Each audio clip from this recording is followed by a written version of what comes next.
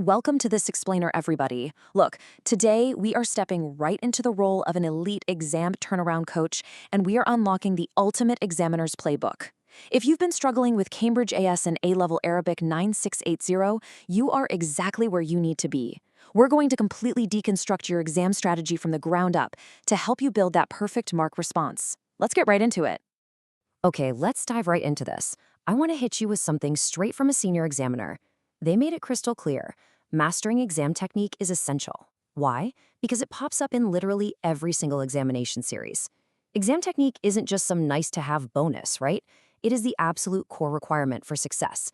You could memorize the entire syllabus, front to back, but if you can't serve it up the exact way the examiner wants, you're just not going to get the grade. So to rebuild your strategy today, we're going to follow a really clear, systematic roadmap. First, we'll hit the core assessment objectives. Second, we'll look at a systematic exam methodology.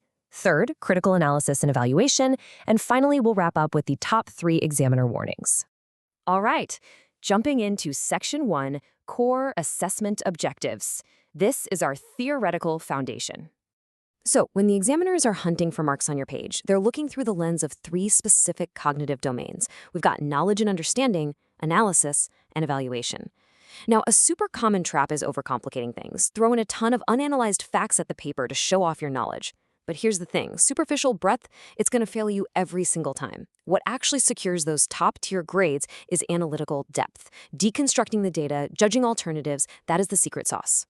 And to conquer those deeper, trickier domains, you absolutely have to use the method mark strategy. What does that mean? Well, it's all about earning marks by showing a correct, logical, analytical process. Examiners heavily reward your working, not just the final answer.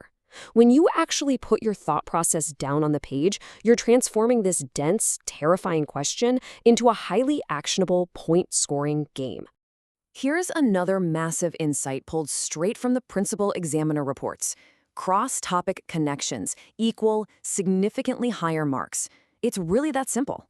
If you can link an idea from one part of the syllabus to a totally different area, you instantly stand out. You're signaling to the grader, hey, I don't just memorize isolated facts, I actually understand the whole ecosystem of this subject. Moving on to Section 2, Systematic Exam Methodology. Let's break down this procedural framework. Okay, this 5-step process is basically your lifeline for tackling any question on the paper. Step 1, identify the key elements. Step 2, apply the relevant principles. Step 3, execute your analysis with clear working. Step 4, verify your results. And Step 5, present the format. This takes the really intimidating act of problem solving and turns it into a simple, predictable checklist. The biggest mistake you can make here? Rushing the writing process and totally forgetting these structural steps. Don't just blindly start writing. Trust the process. Let's zoom in on that 5th step for a second. Presentation. There are strict conventions you absolutely must follow. We're talking proper headings, correct terminology, appropriate formats, and clear annotation. Think about it from the examiner's perspective. They're greeting hundreds of papers, right? So how your answer visually looks communicates your professional competence to them before they even read your very first sentence. All right, Section 3, Critical Analysis and Evaluation. This is where a lot of marks are won or lost. And this brilliantly illustrates the clear divide between a just okay answer and a truly top-tier one. A weak comparison, it just kind of lists similarities. But a strong comparison, it goes way deeper. It identifies both similarities and differences, and it actively uses comparative connectives along with hard evidence. Just relying on shared traits is a major roadblock.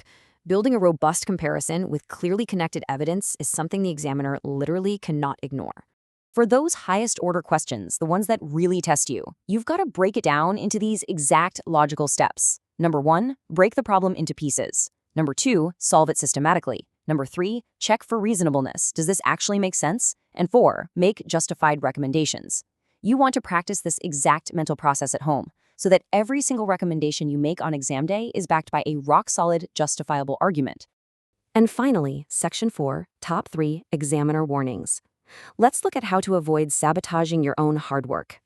So straight from the principal examiner reports, we have 3 catastrophic but totally avoidable errors. Number 1, just flat out forgetting to include the proper format. Number 2, forgetting to check that format and presentation once you're done. And number 3, writing answers that are not specific to the context given. It's crazy, but these basic formatting and context mistakes tank the grades of otherwise brilliant students every single year. So, the crucial point is this examiner alert right here. Generic answers lose marks. You must absolutely always link every point directly to the given scenario. No exceptions. Never just regurgitate textbook facts without tying them right back to the specific stimulus. Look, the examiner already knows the textbook, right? What they want to see is if you can actually apply those concepts to the unique problem sitting right in front of you. I want to leave you with this final provocative thought today. Pull out your recent past papers and ask yourself honestly, are your answers truly tailored to the specific context, or are you just reciting generic facts? Let's recap our 3 golden rules of exam prep. Nail your presentation formatting, actively utilize the method mark strategy by showing you're working, and always link your analysis back to the specific scenario. Keep analyzing those mistakes, keep practicing, and I will catch you in the next explainer.